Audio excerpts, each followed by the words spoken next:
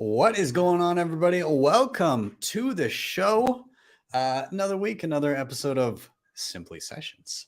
We got our good buddy Nico here from Simply Bitcoin. And for the first time ever in Simply Vision, apparently we are going to be streaming also simultaneously to the Simply Bitcoin channel. So you've got the sessions side, you've got the Simply side, and they're coming together almost as if they are touching tips together in a live streaming environment.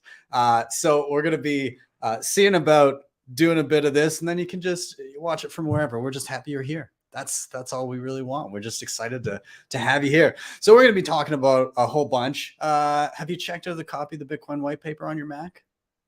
Do you know what I'm talking about? We'll be chatting about that a little bit. We're going to be talking about El Salvador. We're going to be talking about Texas. We're going to be talking about Paxful. Whole bunch of stuff been going on this week, and Nico is here to fill us in. Very excited about it. Of course, this is live. Anything can happen. So I defer to my friend Bill here. We'll do it live. Okay. We'll do it live. Fuck it. Do it live. I'll write it and we'll do it live. Thing sucks. Yeah. If you have not already, please do like, subscribe, and share to both channels. I am Ben with the BTC Sessions. This is your daily session.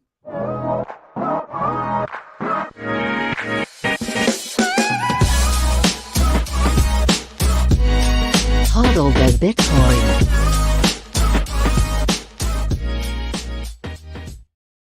Before we dive in, let's take a look at where we are in the market right now.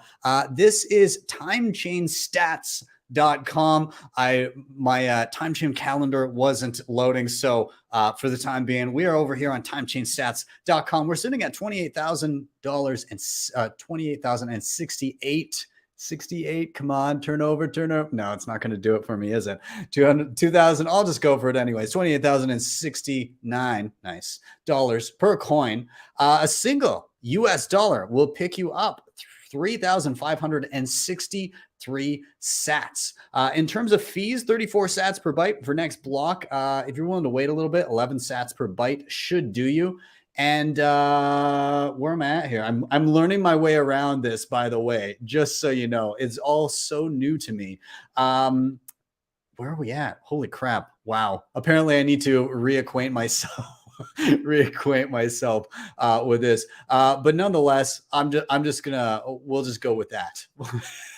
All right. Let's just dive in. All right. Shout out to sponsors of the show.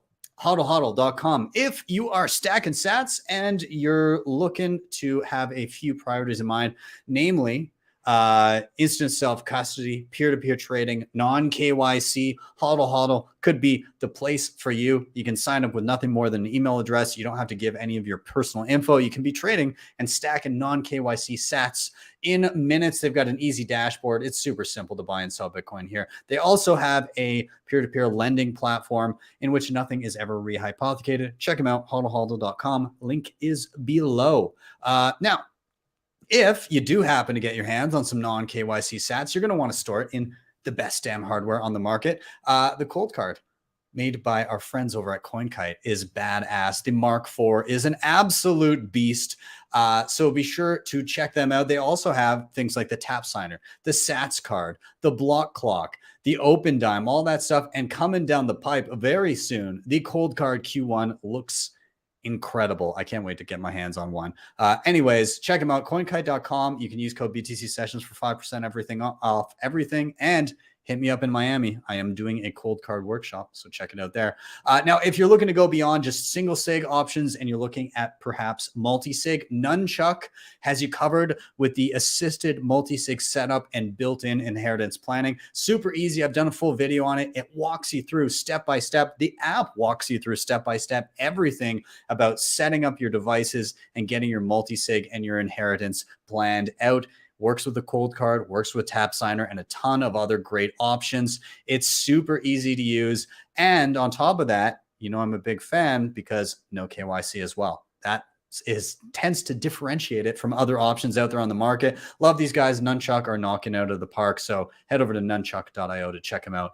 And finally, Start9, your sovereign computing solution. I've covered these guys a whole bunch. You can set up your full Bitcoin stack, Bitcoin Core, Lightning, all of it. Join market, mempool.space. You can also host your data, passwords, photos, files, all that stuff. And you can host Nostr relays and Nostr clients, all kinds of great stuff. Check them out, start9.com. The Embassy One is your kind of base entry-level solution. And if you're looking for something super beefy, the Embassy Pro has you covered as well.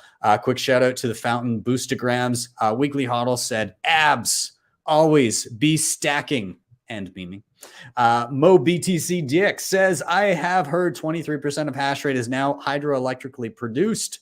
Does this mean Canadian miners are putting in serious work? There's a lot of hydro out in Quebec, although they've been kind of crappy to miners, to be honest. Besides the point. Anyways, Joey says, I heard some fiat trader bro that BTC is going down in a few months. I gotta say, I agree with him that BTC is going down. No, not Bitcoin. I'm talking about the Benico touching tips ceremony. Hashtag touch tips tribe. Fantastic. Unit of account gives me the Pura Vida. Al Cool says, I need to make an S9 space heater. Can't wait to learn. For sure, man. Check it out. Michael says, if liberty means anything at all, it means the right to tell people what they do not want to hear. JPC says, welcome to the home heating. Welcome to home heating with a miner and cryo sats with 20,000 sats to stay humble and stack sats. Thanks, man. Good to see you. Let's dive in. I'll clear my screen here. Let's welcome him up. Hello, buddy. How you doing, man? Yo, this is crazy, bro. Multicasting. Like we're in two places at once. I don't like the tips don't know where to go. I know, bro. I know. The tips aren't long enough. Okay. Too many places to be. There's so many great hashtags that are happening. Touch tips tribe. What do you think of that one?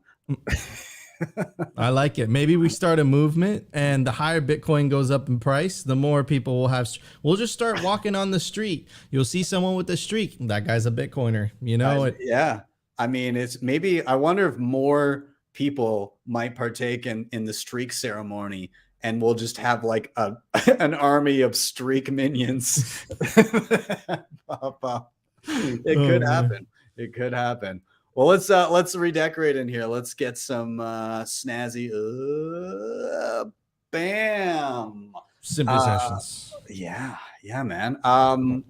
Well, let's kick it off. First of all, again, thanks for. I mean, I assume it'll be equally pleasantly viewed from either side of the aisle. So if you're watching from the Simply Bitcoin channel, welcome.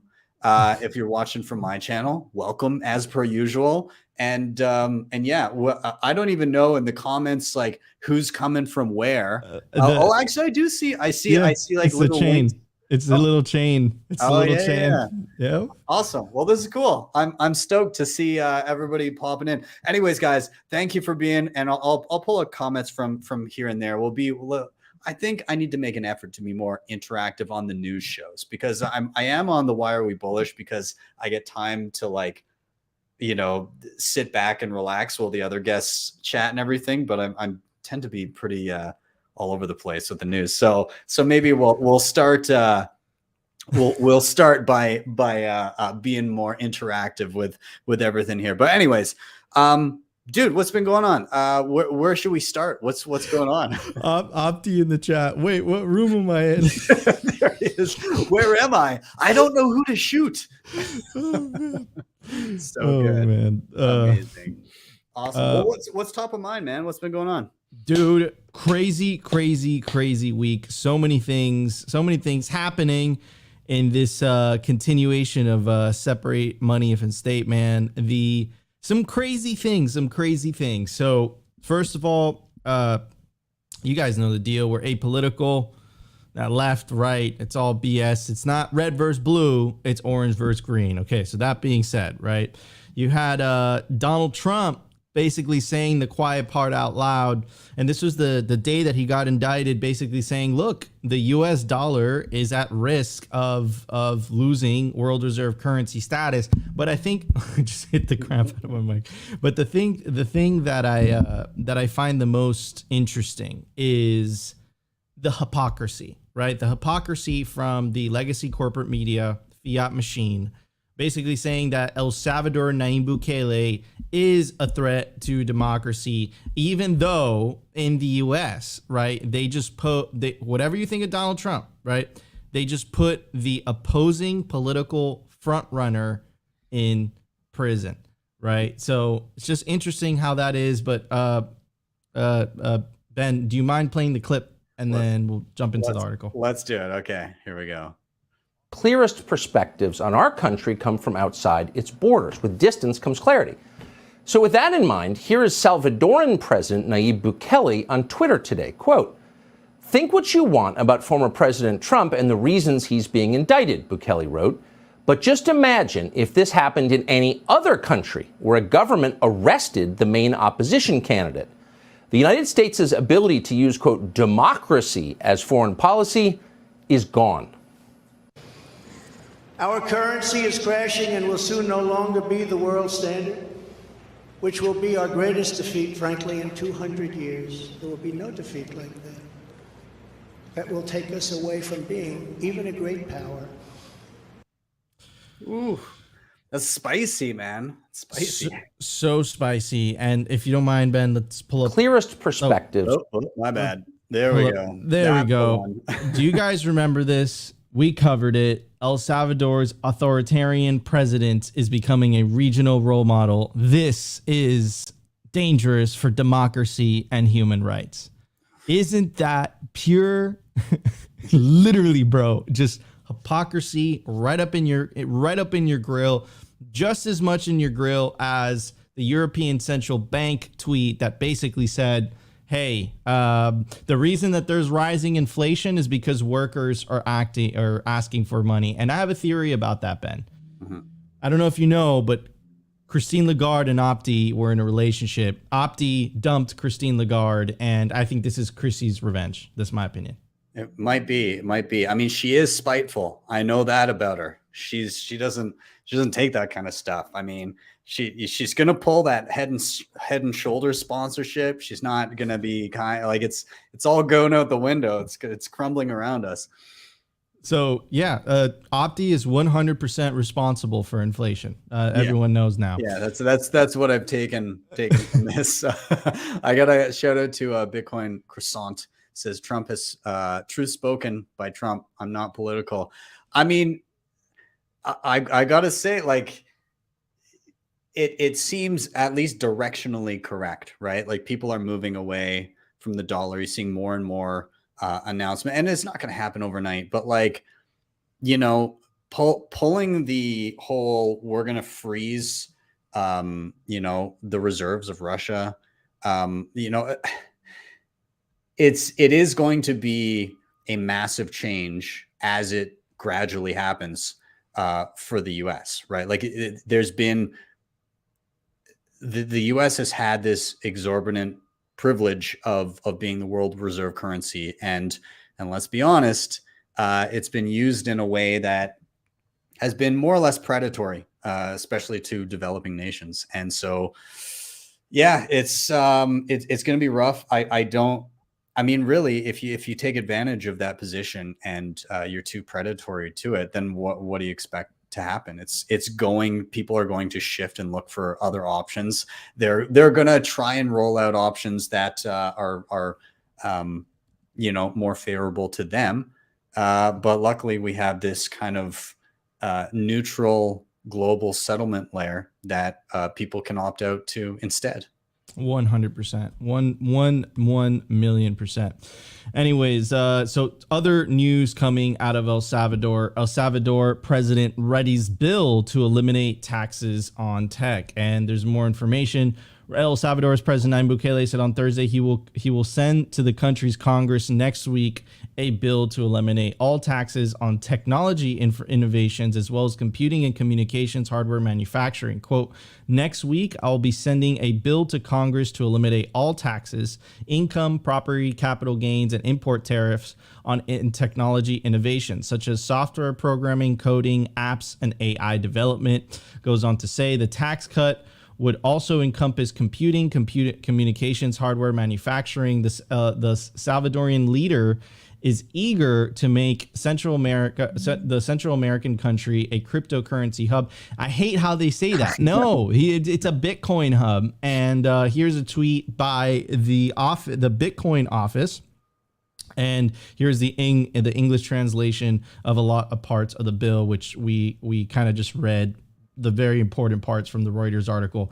So anyways, dude, it's just, man, it's interesting how much the media tries to spin, but this guy stays winning. And I believe he stays winning because El Salvador has adopted a Bitcoin standard. Yeah, man. I mean, look, this is the exemplification of a move towards that sovereign individual thesis, right? The flag theory, go where you're treated best. This is what was foreseen in that book, and all that really needed to happen for it to fully take place was a sovereign apolitical money that is global, because we already had the communication infrastructure. We already had the idea of global nomads being able to work from wherever. We just needed kind of that global money, and we needed we had a degree of countries kind of catering to people like this, but like this is full on a country catering to the entrepreneurs that they want to attract and using an apolitical money, a global currency, to entice them to come there and use that currency and live in a self-sovereign way. Yeah, I'm curious to see when we have like very, very visible alternatives to El Salvador, what that competition becomes like, right? When El Salvador is like, hey, no taxes on this, that, and the other thing, come here, be Bitcoiners here. And then you get the next country to come in and say, hey, but also over here, but here's another little special incentive that we have for you to come here. The competition is going to get fierce, I think. And then the protectionism of places like the US is going to get fierce. The US already follows you everywhere on the globe to collect Uncle Sam's tax money. Can you imagine how much worse it's going to get when you have countries enticing people to go there like this? Dude, bro, it's game, set, and match. And I don't think that they are aware of that. Like, I think politicians are still playing this like weird game of, hey, this weird game of like, hey, they still believe that they have this like geographical monopoly advantage, right? But the reality is that it's not the case anymore. Like Bitcoiners, specifically Bitcoiners, the ones that take self-custody, dude, they're just going to get up and leave if you treat them unfairly, right? Yeah. And actually that is a perfect segue to what is happening in Texas, right? So in Texas, for anyone who doesn't know, Pierre Richard last week basically was trying to make the case that, you shouldn't get rid of the incentives. This bill in the Texas Senate was introduced. It passed committee. Now it's up for vote in the Senate. And what it would basically do is that it would limit the amount of power that Bitcoin miners could sell back to the Texas grid. It'd limit it by 10%. It'd also take away a bit of tax incentives. But what they don't know is that what happened when China banned Bitcoin mining? Where did all those miners go? They flowed to where they treated best. And this completely coincides with the theory in the sovereign individual, right? With the rise of information technologies, it's going to empower individuals, the likes of which has never seen before in human history. And I don't think governments are accustomed to that. They're like, look, this is the law. And they're not accustomed to a bunch of Bitcoiners that are saying, look, I'm not going to sell my corn. If it means I have to memorize my 24-word seed phrase to bring my Bitcoin and my family's future with me, fuck you. I'm going to, sorry. Yeah, that's F you. all good, man. That's what I'm going to do. So anyways, I'll read a little bit of the demand, a little bit of the details. And by the way, I think this seems to be like an older article, but this was passed by committee. Anyways, so Texas committee has moved forward on a bill that could make the state less attractive for Bitcoin miners. The bill, sponsored by Republican senators Nico can't read, guys, or pronounce those names, but you guys get it. A bunch of Republican state senators aims to nix tax breaks and demands miners using more than 10 megawatts. Lawmakers in the state unanimously approved State Bill 1751 10-0. Texas is considered one of the largest hubs in for Bitcoin mining. You guys all know that. And the reason for this, and here's the key provision, and then I'll pass it on to you, Ben. A key provision of the new bill restricts miners' participation in that demand response scheme to just 10%, right? And here's some comments by Dennis Porter. Dennis Porter is the CEO of Satoshi Action Fund. He says, quote, unfortunately, members of the committee were swayed by the influence of powerful bill sponsor. There is talk it could also pass through the Senate. It will be critical to fight back against this bill in the House in order to kill the bill. So, man, they're fighting back. Dude, who's doing this? Who's doing this? This is benefiting the Texas economy. I don't know what's going on there, Ben. So I've heard rumblings that was it like not Berkshire Hathaway, the guy, God, why am I forgetting his name? The billionaire. Warren Buffett. Yeah, Warren Buffett. Yeah, I've heard rumblings about him having some incentives in and around the power generation there, in and around the gas power and stuff like that, and being directly incentivized to not allow this type of behavior in and around miners there. But I'm a little fuzzy on those details. Nonetheless, like, okay, so let's say this fully passes through the Senate and becomes law. Well, I mean, you're absolutely right. Sovereign individual thesis playing out on a state by state level within the US. And if it becomes too onerous in the US, what happens? The exact same thing that happened in China. People peace out and they head to more favorable regions. And it's the local economies that could have been, better dealing with their grids, that could have had buyers of last resort to gobble up literal waste and pay for it. They could have had that buyer. And now it's just like, well, I guess, what do we do with this extra energy? And they're like, oh, geez, we don't have anybody to sell it to. What do we? I wish if only we had some conduit to offload this additional capacity that would purchase it from us really at any time. If only something like that existed. It's too bad. Oh, man. Exactly, dude. I mean, is it nefarious? You know what? No, of course it's nefarious. If we know Buffett is involved, bro, I think it's safe. It's definitely safe to say. Anyways, also big news for today. Nearly 10,000 Silk Road Bitcoin were sold by the U.S. government. A court document states on March 14, 2023, the U.S. government sold 9,861 Bitcoin. After transaction costs, the government received a profit of $215 million.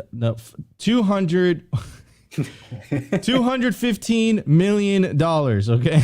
The government also disclosed that I've had a long day. The government also disclosed that there is still about 41,000 Bitcoin left to be sold, which they intend to sell over the course of the year in 4 additional batches. Okay. Hold on a second. Common sense. They're selling Bitcoin, which there's only 21 million of, for dollars, of which they have the ability to print an unlimited amount of. What, dude? Holy crap. Like, in what world does that make sense? I have no idea. I don't know. It's it does boggle the mind. I mean, so I know that they're legally required to auction it.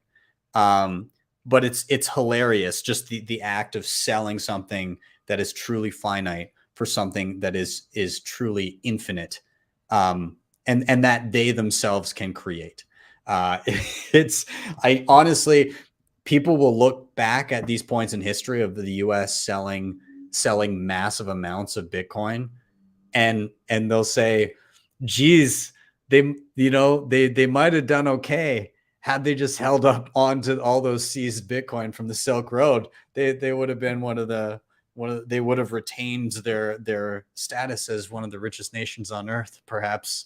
I think this will be a one for the history books where people will laugh. It's going to be, you know how we look at they bought Manhattan, the island of Manhattan was bought for around $24 worth of trinkets. This is the equivalent. They just sold Manhattan for pieces of paper like that. That's what effectively has been done here. But yeah, I mean, it's hilarious but not surprising all at the same time. 100% agree with you. Anyways, so the big news for today is the Wall Street Journal.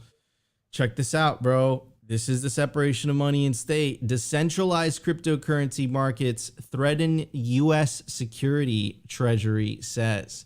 It goes on to say, the burgeoning decentralized cryptocurrency market threatens U.S. national security and needs greater oversight and enforcement against money laundering, the U.S. Treasury said on Thursday. The warning in a new Treasury report assessing the risk of the so-called DeFi markets lay the foundation of tougher regulations and punitive actions by federal regulators. DeFi platforms enable crypto investors to transact with each other through software running online. You guys all know the deal. But here's the part that I find interesting, and I'm going to tie this up with something that happened earlier on in the year. Illicit actors, including criminals, scammers, and North Korean cyber actors, are using DeFi services in the process of laundering illicit funds. Treasury's Undersecretary for Terrorism and Financial Intelligence, quote, capturing the potential benefits associated with DeFi services requires addressing the risks. The report sketches out how the Treasury Department plans to bring the market under greater federal oversight, suggesting the platform that failed to establish its sufficient vetting policies, risk enforcement action. I mean, again, the U.S. is acting like, look, we have everything under control. The reality is that Binance is an overseas company. FTX was an overseas company. Not to mention the fact that here, when they said North Korean cyber actors, that was the excuse that the Treasury used in order to justify the sanctioning of open source software, Tornado Cash, right? Which inevitably led to a big majority of Ethereum validators actively censoring for the Office of Foreign Asset Control, which is part of the U.S. Treasury, right? So again, you're seeing this slow creep, right? It's DeFi first. We have to isolate, the banks, Operation Choke Point 2.0. It's all for your safety. There's absolutely no inflation. You need central banks. And what you actually do need is a central bank digital currency. So I'm not a fan of DeFi. I don't think there is such thing as DeFi. I think it should really be called CeFi as a Bitcoiner. But I am extremely wary by all the hostility taken by the U.S. Treasury over the last couple of months under the guise of it's for consumer protection, terrorism, anti-money laundering. It's like, those are the three things. It's like, we could do anything, take away all your freedoms, not have to go through Congress. Just, me, Janet Yellen, we want to have the authority to do that. And what's interesting is that in the TikTok ban, it gives them the authority to take even more power without going through Congress, specifically giving it to an appointed bureaucrat, not one that's elected by the people. So this is the slow creep, man. And I suspect, man, what's going to happen is that there's going to be this inevitable clash. And I think it's going to happen within the next 10 years. Yeah. The interesting part about all those things, the money laundering, the terrorist financing, all of the usual stuff that they throw at these things to basically have free reign to do anything. There's never like a burden of proof, and there's never a comparison to existing systems, right? Because as soon as you hold up the two things, what was it? The former CIA director, I believe, came out and said, like, actually, turns out that like most of the money laundering and illicit financing and all that stuff tends to run through the regular banking system like 4 times as much as is happening on Bitcoin. And that number is actually falling as more mainstream uses, kind of roll out and more people are using Bitcoin for just day-to-day stuff. That number, that illicit number of transactions is falling as a percentage of total Bitcoin use.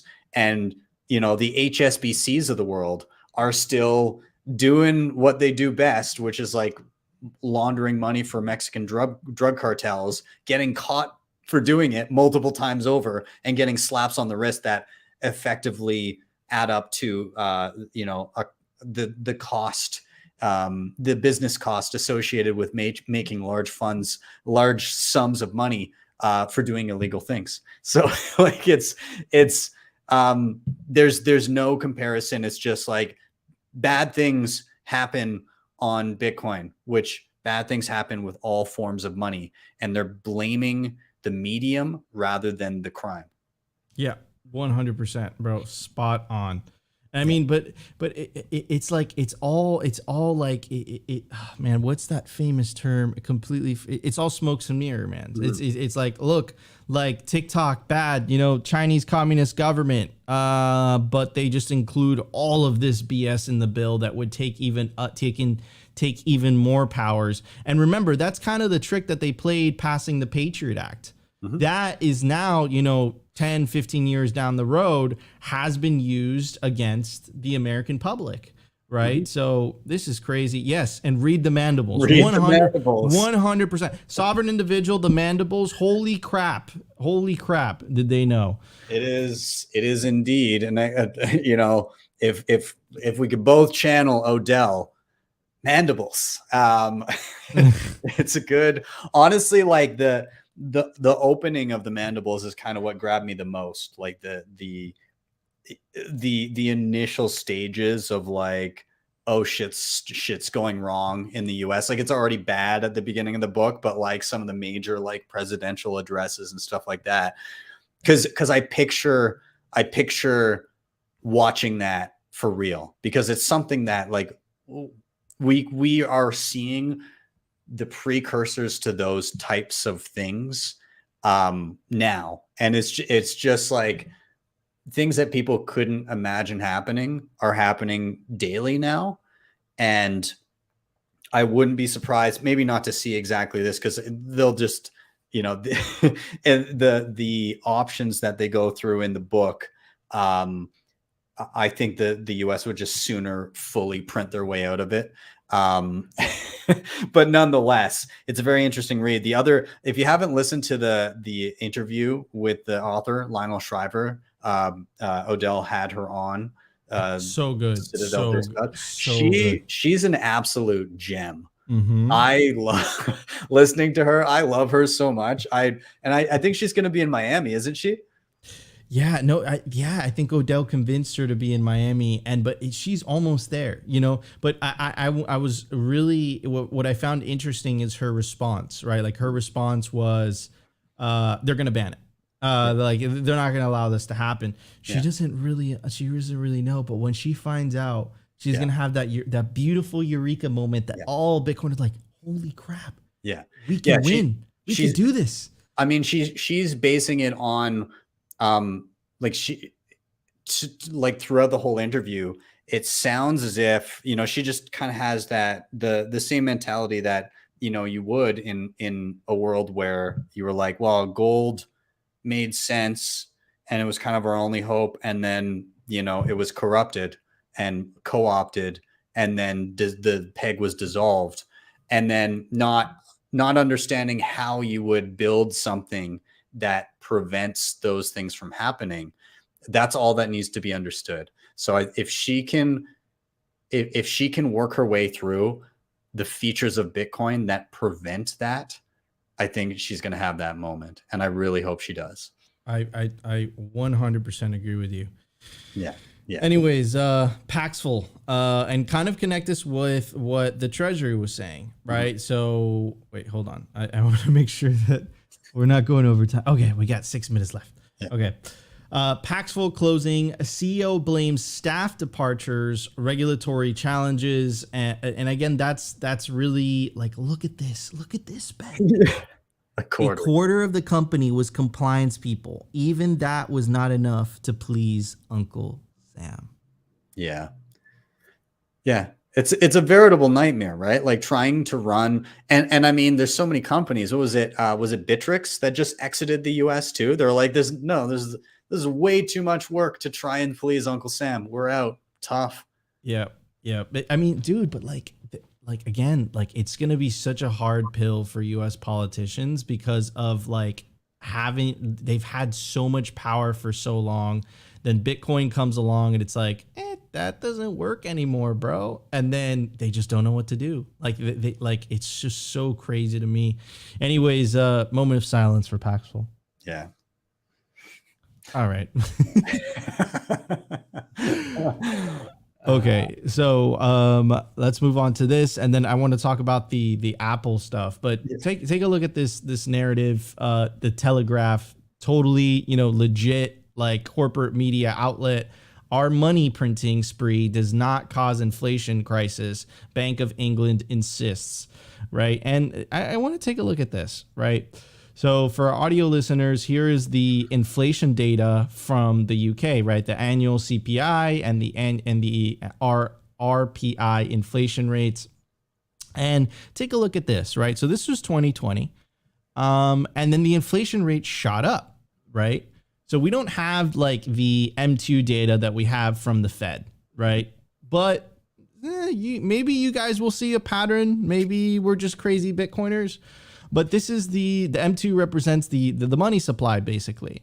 And take a look. Around the same time, 2020, the money supply just shot up. Maybe that relates. And mind you, every central bank around the world, especially the big ones, the Bank of England, the ECB, the Federal Reserve, they all did the same thing, right? They all kind of pulled this off.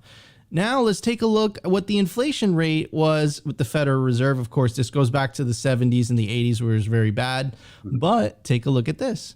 2020, around exactly the same time when the M2 money supply shot up. And guess what? Crazy inflation. And it looks like this only goes up to 2021. How weird is that?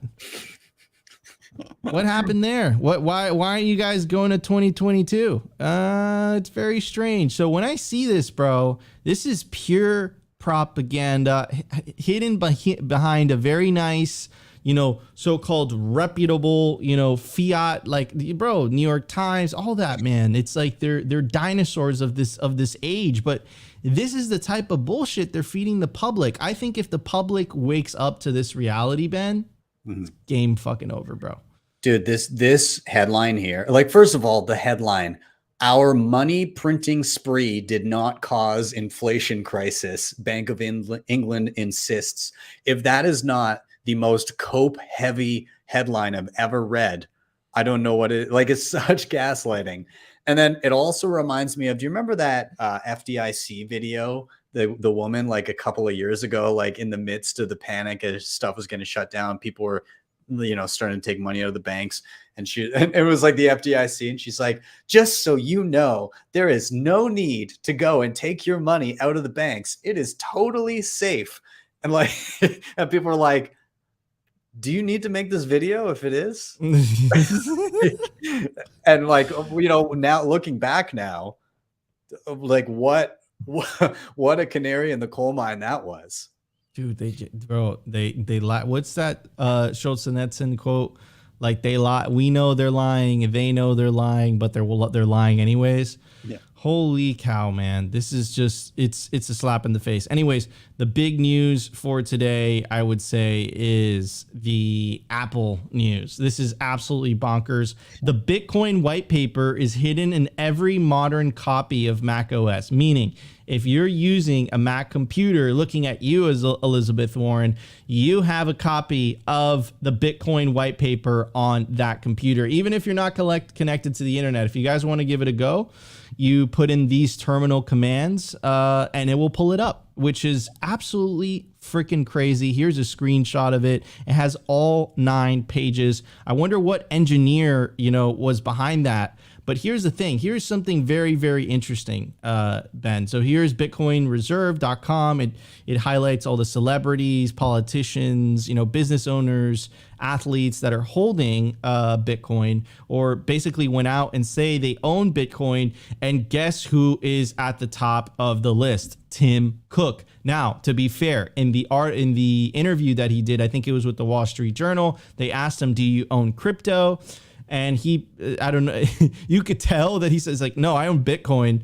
But, to give him credit, right, he didn't say that Apple is doing this, but he said something really interesting. He says it belongs in every well-diversified portfolio. So you have, just connect the dots a little bit. You have the Bitcoin white paper in every single Mac for the last 4 years. You have the CEO of the company saying, "I own Bitcoin and it's part of a well-diversified portfolio." And then not to mention Apple's $204 billion cash problem. And you sense like, Nico, having $204 billion, what do you mean a cash problem? So if we talk about Apple, the amount of cash and U.S. Treasuries that Apple has, and I'm looking for it, and I can't find. Here we go. Fucking up on air. I'm sorry, Ben. 200 billion. Oh wait. Oh, here it is. Apple's cash and investments first topped 200 billion in the fiscal year ended in September 2015. Since then, it has aggressively tried to dispense it. Apple announced plans this week for billions in capital expenditures. It is also raising its stock buyback program by $90 billion. It goes on to say that it ended the March quarter with $38.5 billion in cash. So, and if you think about it, if you think about what, and Michael Saylor has talked about this tremendously, right? So you talk about, the amount of cash that Apple had, it's between 38 billion, 200 billion, but let's be conservative and let's say it's 38 billion, right? If you multiply 38 billion by the current inflation rate, that means that they're losing 2.2. No way that's right. Holy cow. They're basically losing hundreds of millions of dollars, if not billions of dollars, in purchasing power every single year because they're choosing to leave their cash in fiat. Now, what Michael Saylor was doing is this is literally the case that Michael Saylor is saying. Michael Saylor is making the case that Bitcoin is a viable alternative to holding fiat. And I think next cycle, Nayib Bukele on a nation state level and Michael Saylor on a public company level will be vindicated, and they will prove that it's a much better idea to do that than to be holding fiat money in your balance sheet. Now, the reason that Apple's able to get away with this and then to just shoulder the burden of losing all that purchasing power due to inflation is because of the crazy amount of money they make. But could you imagine if Tim Cook feels secure and he just takes, let's say he just takes 10, 15, 20% of, of the Apple balance sheet, or the part of Apple's position in fiat, and he puts that into Bitcoin.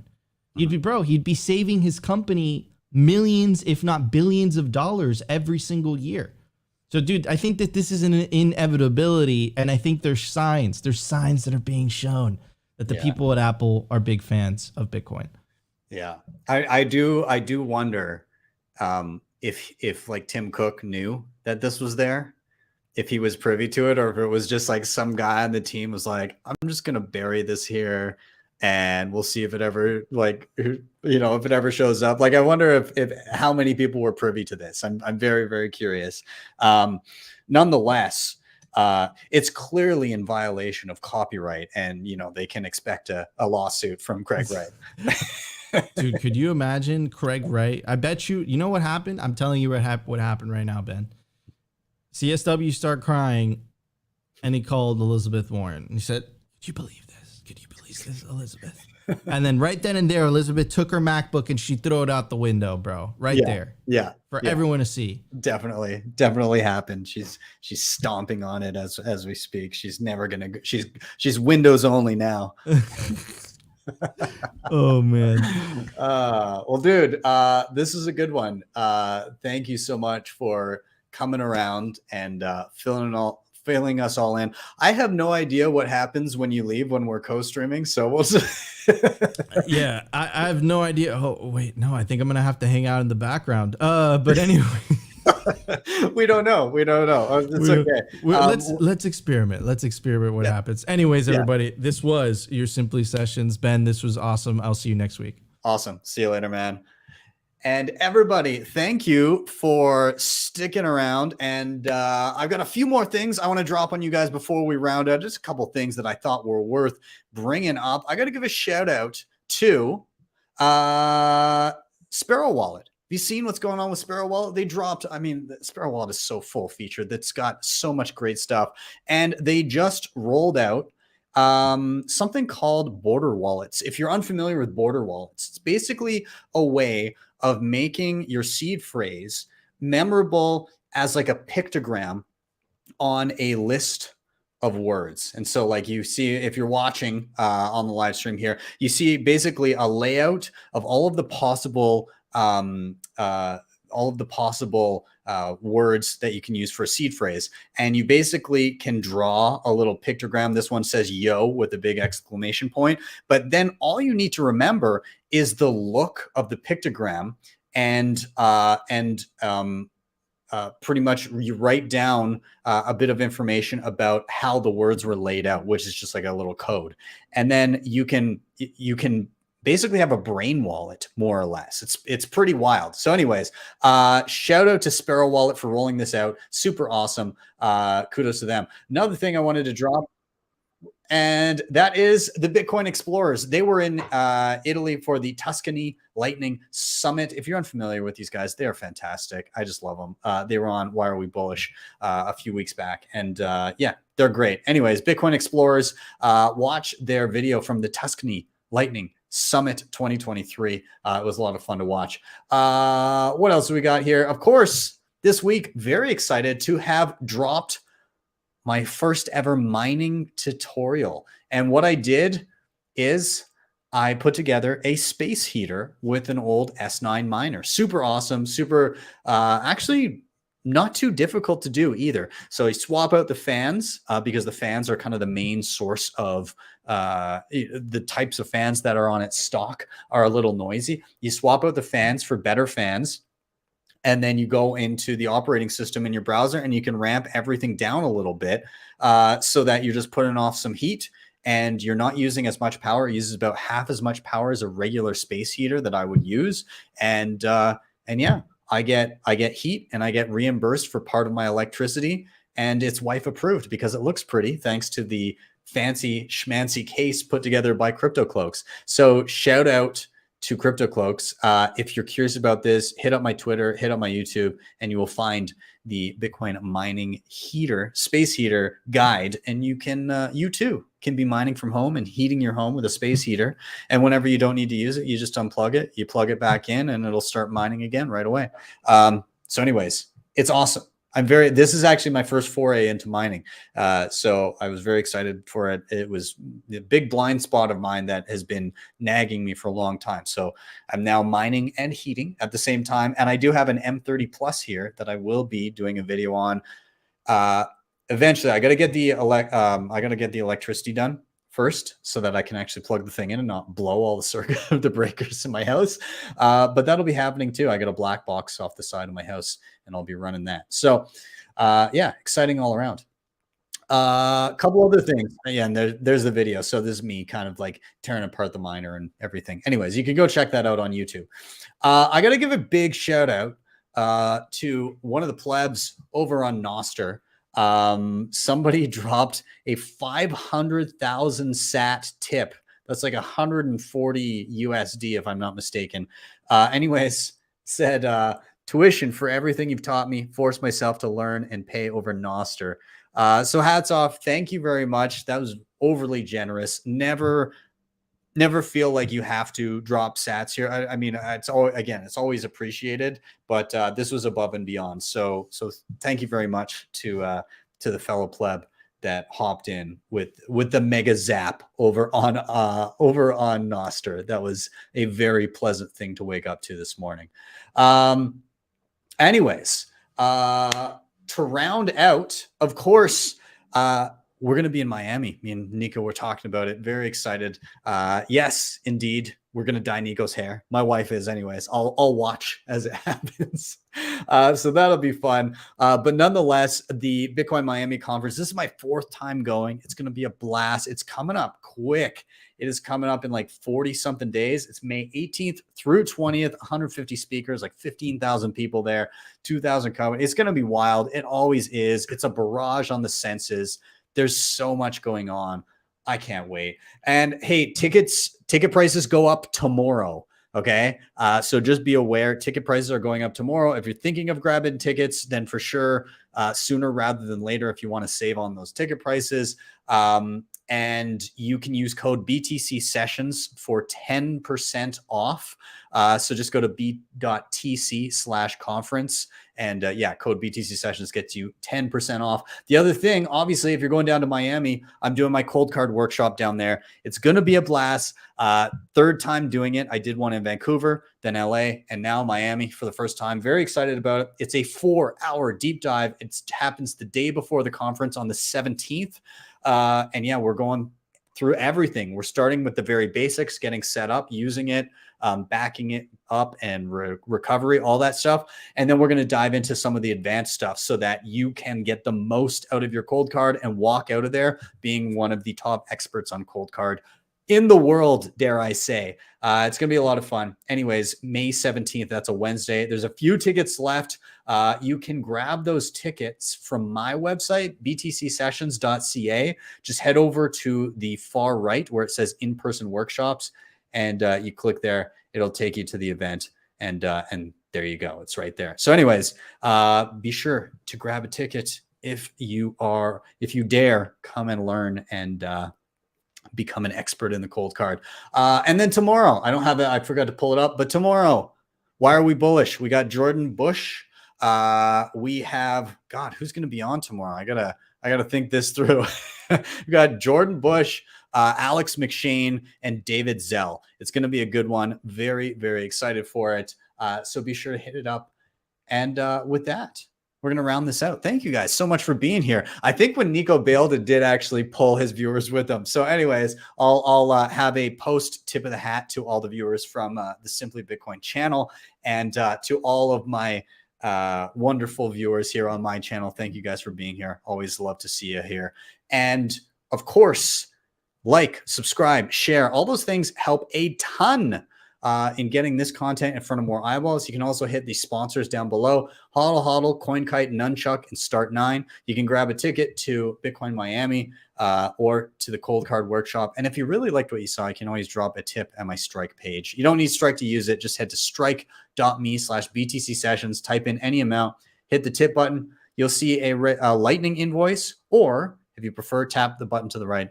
You'll see a regular Bitcoin QR code. With that, I am out. Have yourselves a wonderful day or evening, wherever you may be. See you guys next time for your daily session. We have BTC Sessions. Bitcoin is FU money. You can't stop it. Get yourself some Bitcoin and hold it yourself. Peer-to-peer exchange. You know, people are going to organically come to it and gravitate towards it, especially in the world we're living in now. It's incredible. It's a great tool, and I can't wait to see it proliferate everywhere.